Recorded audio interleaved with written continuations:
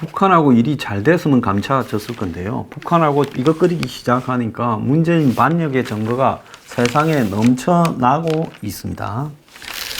자, 그 중에 이제 대표적인 것이 신동아에서 보도가 나왔지요. 정세현이가 신동아와 인터뷰에서 한미 훈련 중단을 갖다가 우리가 요구를 했다, 이렇게 말을 했습니다. 자, 최근에 독수리 키리졸버, 그 다음에 UFC 훈련 등이 중단된 부분에 대해서 우리가 강력하게 미국에 이야기했기 때문에 저런 것이다, 트럼프가 돈 때문에 안 한 것이라고 언론이 말했는데 그런 것만은 아니다라고 이야기를 했습니다. 그러면서 미국의 훈련이 계속되면 아무것도 못한다고 우리가 말했고, 평화체제를 구축하려면 훈련을 줄여달라고 이야기를 했고, 결국은 금강산 관광이나 개성공단 재개도 미국에 최선을 다해 요청하면 통할 것이다 라고 이야기를 했고, 김정은은 비핵화 의지를 갖고 있다고 했고, 문재인이 3차 미북 회담을 이끌어야 되고, 김정은의 약간의 양보를 받아서 트럼프를 설득해야 된다라는 이야기까지 했습니다. 그리고 미북 회담에 대해서는 북한이 5개를 내놓으면 미국도 5개를 내놔야 된다. 반면 미국은 어떻게 대가로 똑같이 바꾸냐, 우리가 2개를 내놓을 거니까 북한이 5개를 내놔라, 이런 식으로 하고 있는데, 자, 북한은 북핵 실험이 재개되면 죽는 줄 알기 때문에 김정은이 벼랑 끝 상황을 갖다가 끌고 갈 그런 부분이 아니다라고 이야기를 하고 있습니다. 자, 이렇게 지금 한미 군사훈련 중단이 비핵화가 실질적으로 되지도 않고 있는데 되도록 바람을 잡은 사람은 문재인 쪽이었다라는 것이 자신의 핵심 척근에 의해서 드러났습니다. 문정인은 또 한술 더 떴습니다. 문재인이 경제가 어렵자 남북 관계에 베팅을 했다라고 이야기를 했습니다. 자, 그는 지난 금요일 날 문재인이 한국에서 경제적 어려움이 지속되는 시기에 그에게 정치적 이득을 가져다 줄 평화 이니셔티브에 베팅을 한 거라며, 문재인이 외교적 돌파구를 마련하지 못한다면 2020년 4월 총선을 앞두고 주눅이 든 채 불확실한 미래를 맞이할 수 있을 거라고 말을 했습니다. 이게 문재인을 협박한 것인지 아니면 자뻑을 한 것인지 듣기에 따라 아리까리한데요. 그는 미국의 외교 전문지 포린 어페어에 기고한 글에서 이같이 말을 하며, 미국은 문재인이 성공할 수 있도록 남북 경협에 대한 유연한 지렛대를 허용해야 된다. 그러면서 미국이 일괄 타결을 고집하지 말고 북한의 부탁을 좀 들어주라 말을 하면서 이런 내용을 언급했습니다. 자, 그런데 최근에 미북이 이 워킹그룹 회의, 즉 북한에 대한 지원, 경협 등을 미국과 유엔 등과 논의하는 그런 회의를 한 뒤에 한미 간에 더 격차가, 지금 북한을 바라보는 시각의 간격이 벌어지고 있다는 겁니다. 한미는 14일 미국 워싱턴에서 워킹그룹 회의를 했지만 회의 후에 발표한 내용이 완전히 달랐다는 겁니다.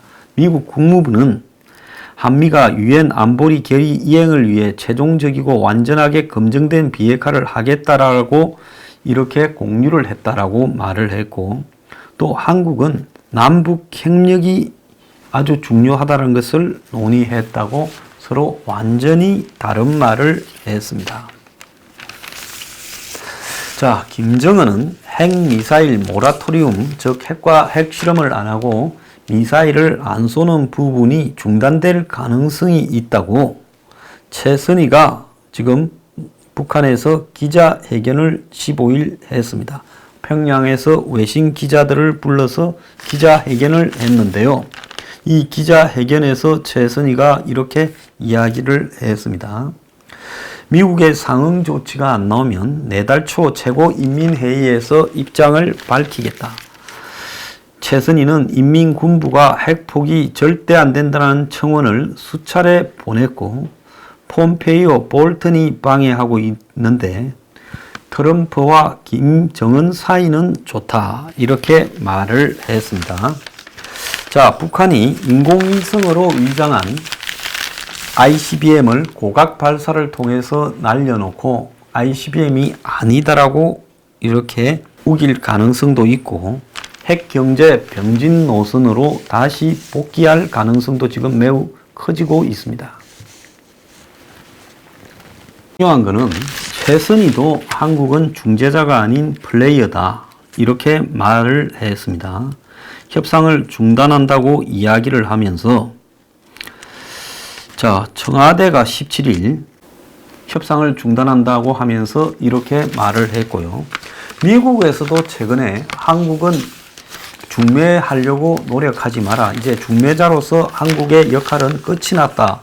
이런 이야기가 여러 군데서 나오고 있고 더 나아가서 이 트럼프가 이제는 핵을 빅딜로 끝내겠다. 이런 식으로 가다 보니까 청와대는 여기에 거리를 두고 일시에 완전한 비핵화 달성은 어렵다. 전무 아니면 전부 오로워 나싱 전략은 포기해라. 그래서 미북 간에 계속 만나서 절충해야 된다. 그러면서 남북 대화를 해서 그 다음에 또 미국과 북한을 중재시켜야 된다면서 정상회담을 제안하고 있습니다. 미국과 유엔은 매우 싸늘합니다. 그래서 오늘 아침에 조선일보에 보면 한국 편이 없다. 갈라파고스 외교를 하고 있다. 세상과 단절되었다는 거죠. 미국에서는 한국의 중재자론에 대해서 회의가 심하게 나오고 있다. 워싱턴 포스트는 하노이 2차 미북 회담 이후에 중재자로서 문재인의 신뢰성이 시험대에 올랐다. 그는 북한에서도 완전히 중재자로 인정받은 것도 아닌 것으로 보인다. 문이 미국뿐 아니라 관계가 좋다고 말해온 북한으로부터도 정작 신뢰받지 못하고 있다는 것이 드러났고 그래서 그 근거가 최선희가 지난 15일 회견을 하면서 문이 조미 대화를 위해 애쓰기는 하지만은 남조선은 미국의 동맹이기 때문에 중재자는 아니다. 플레이어다. 라고 이야기를 한 점을 덜 먹였습니다. 문재인은 김정은과 세 차례 정상회담을 한 것을 큰 재산으로 자랑해왔는데 북한으로부터 완전히 지금 외면당했다는 겁니다. 그래서 국제사회에 한국의 지금 외교적 입지가 완전히 줄어들고 있고 최근 유엔 대북제재위원회에서 개성연락사무소를 설립하면서 석유를 반출한 부분에 대해서 제재 위반의 소지가 있다 지적이 나오고 또 한국에 대한 제재 위반의 유엔이 석탄 밀수 같은 정제유 부분 같은 데 대해서 많은 것을 알고 있는 것으로 지금 보이고 있습니다. 일본과의 관계는 징용뿐만 아니라 한미일 삼각동맹 파괴로 인해 이제 완전히 일본이 한국에서 하는 각종 해상훈련이나 행사에 안 온다라고 통보를 했고 중국과도 비핵화 외교가 완전히 사라져 버렸습니다. 그래서 한국이 이렇게 가다가는 중재자는커녕 지금 북한 당사자로부터 뺨 맞고 동네 주변의 이웃들로부터도 완전히 외면당하는 상황이 되어가고 있는데 한국 정부는 경협에 대한 고민을 안 굽히고 있다. 내가 미국에서 지금 2차례 볼턴이 정의용한테 경협 절대 안 된다라고 꿈도 꾸지 마라고 경고했다고 하지 않았습니까? 그래서 미 정치권에서는 한국이 앞장서서 제재 공조를 허물고 있다. 자, 청와대는 단번에 비핵화가 어려우니 한 아세안 회의에서 그러니까 한국이 아세안과 공동으로 여는 회의 등에 김정은을 초청하는 것을 검토하고 있다 말을 하고 있고 워싱턴 포스트는 김정은 수석 대변인 표현 같은 공격이 미국과 유엔에서도 나오고 있다고 지적을 하고 있습니다. 자, 문재인만 지금 살라고 북한에 매달리고 있는 것이지 북한에 약속했던 돈이나 물자 등을 제대로 지원해 주지 못하니까 북한도 지금 냉랭하다는 겁니다. 자, 그래서 북한이 미국과 비핵화 협상 중단을 시사하는 최선희의 기자회견이 있은 지 이틀 뒤인 17일에도 남북 간의 공식 채널인 개성 남북연락사무소 소장회의가 열리지 않았다는 겁니다. 지난달 2차 미북 회담 이후 3주 동안에 개성연락사무소 회의가 한 번도 열리지 않았어. 지금 정권도 남북 간의 소통에 어려움이 있다라고 하는 부분을 인정은 하지 않고 있지만 그런 현상이 여러 군데서 감지되고 있습니다. 그래서 북한 측은 내부 사정을 이유로 아예 개성연락사무소에 출근도 안 하고 있고 통로가 완전히 닫힌 상태다는 겁니다.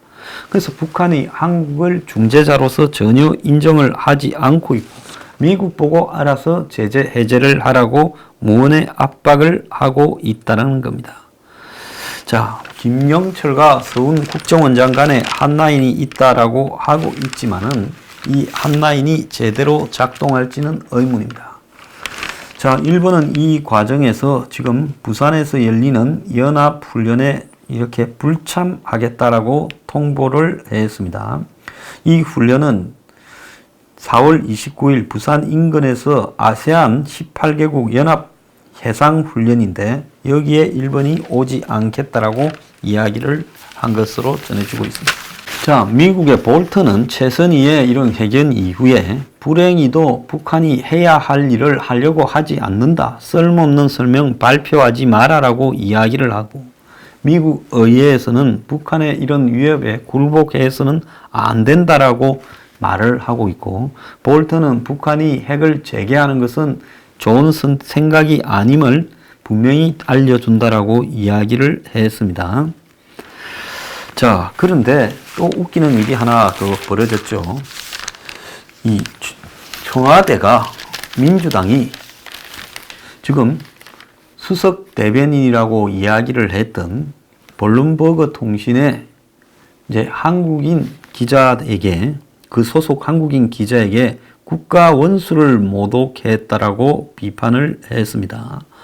이 부분과 관련해서 한국에 나와 있는 약 100곳 이 언론의 소속 기자 300명으로 이루어진 이 서울 외신 기자 클럽이 16일 이사의 명의로 성명을 발표했습니다.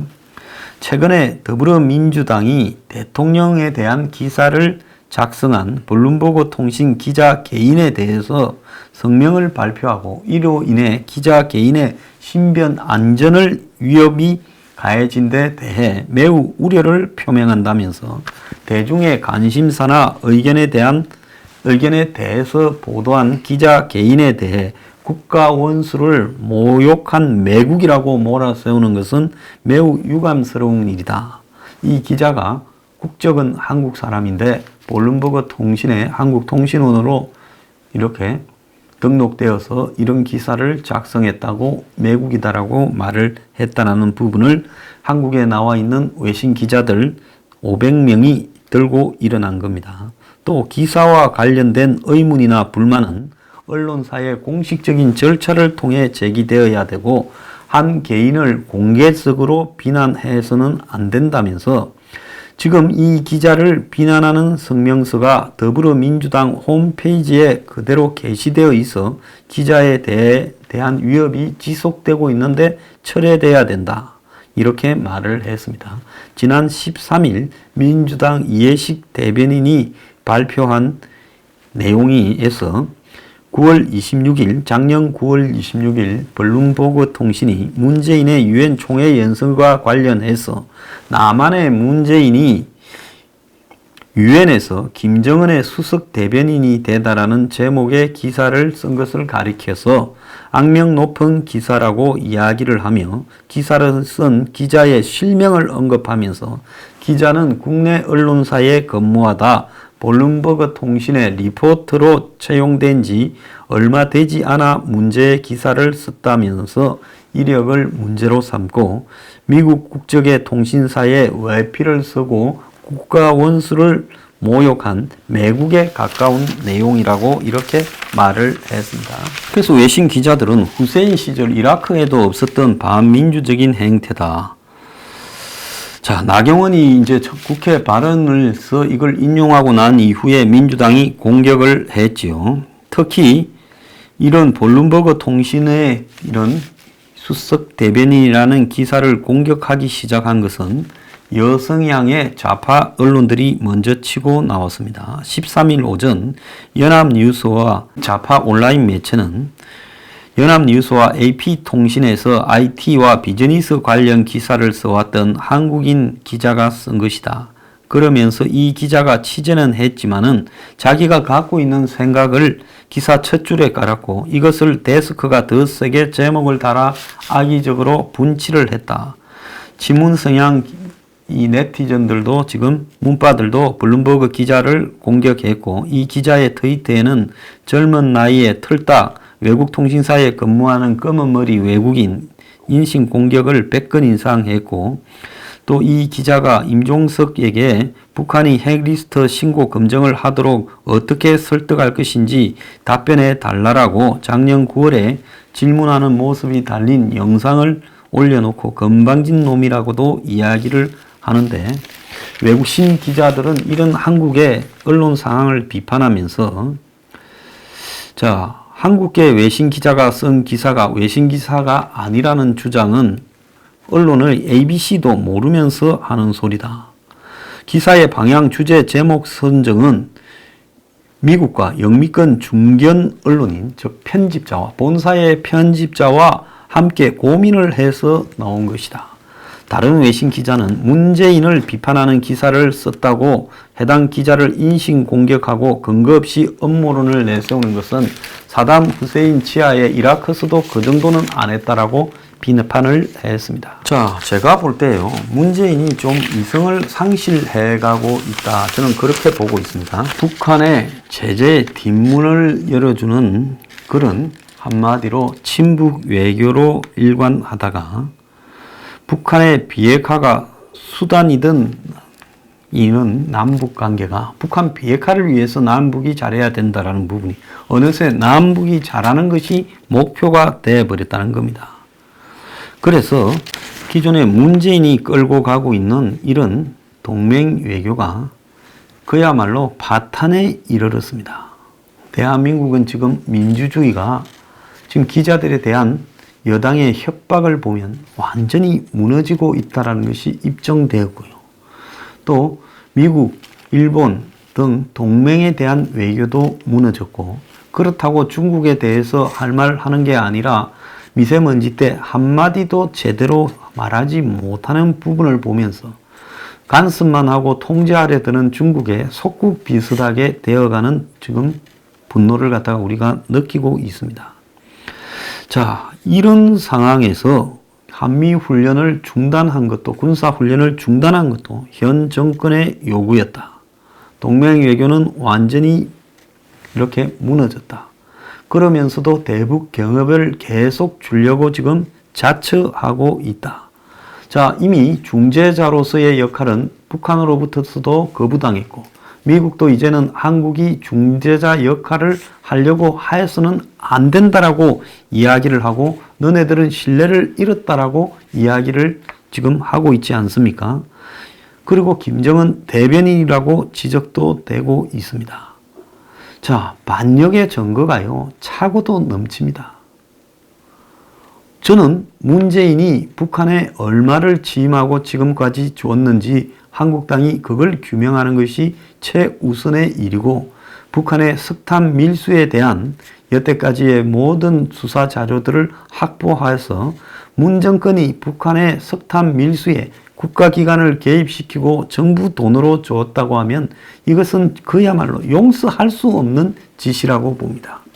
자, 사실상 북한의 비핵화가 안 된다는 걸 알면서도 한꺼번에 비핵화하려고 하지 말고 경협을 허용해주고 돈을 주면서 서서히 조그만 딜들을 계속하다 보면 오로 나싱으로 하지 말고 조금씩 이렇게 북한을 달래다 보면 언젠가 비핵화가 된다라는 말은 비핵화를 하지 않겠다라는 자들이 상투적으로 쓰는 거짓말입니다. 한미훈련 중단시키고 종전선언 평화협정 맺고 내년 총선 전에 유엔사 해체해서 휴전선을 철거하려고 들었던 것이 이 문 정권의 의도임이 명백히 드러났습니다. 이것이 반역이 아니고 무엇이 반역입니까? 그러면서 지금 문 정권은 언론 탄압이나 반대자에 대한 탄압, 심지어 저 같은 유튜버에 대한 탄압을 통해서도 이제는 입을 다 묶으려고 겁을 주고 있습니다. 자, 그런데 경제라도 살리면서 이렇게 하느냐.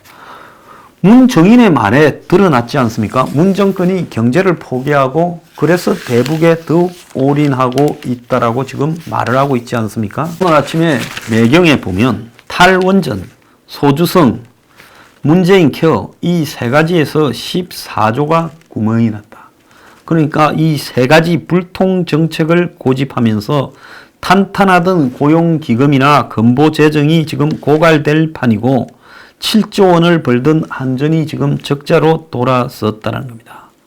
최근에 2년간에 고용보험기금이 2조 2천억쯤 적자가 발생했고, 자, 건강보험적립금은 마이너스 3조 2,640억이 줄어들었습니다. 자, 한전은 적자가 2,300억쯤 되어가고 있습니다. 자, 그래서 실업급여를 이렇게 무한정으로 퍼주면서 그 실업급여도 최저임금 인상에 따라서 실업급여가 인상이 되었지 않습니까? 그래서 고용보험 적자가 심각하게 누적되고 있고, 건강보험도 지금 6년째 계속되던 흑자가 급제동이 걸리면서 국가 곳간이 비어가고 있습니다. 고용보험은 작년 한 해만도 8천억의 적자를 봤고요. 급격한 최저임금 인상의 여파가 고용보험에도 인상을 시키면서 이렇게 되고, 또 경제를 망치면서 실업자가 급증하며 고용보험 지출이 급증하고 있고, 자, 그래서 또 보험료율도 올린다는 거고, 문재인 케어는 4년 뒤에는 현재의 적립금이 반토막이 나와버릴 거라고 나오고 있고, 탈원전 직격탄으로 한수원 산하 발전사들이 줄줄이 적자를 낳고 있습니다. 문재인은 이 모든 반역에 대한 책임을 어떻게 질 겁니까? 이제는 국민 속이지 말고요. 문재인, 이제는 실토하고 국민에게 용서를 구하거나 아니면 쫓아내야 되는 겁니다. 그런데 한국당이 저렇게 무력해서 어떻게 문재인을 쫓아낼 것인가? 정말 고민이 아닐 수 없습니다. 놔뒀다가는 나라가 사라질 겁니다.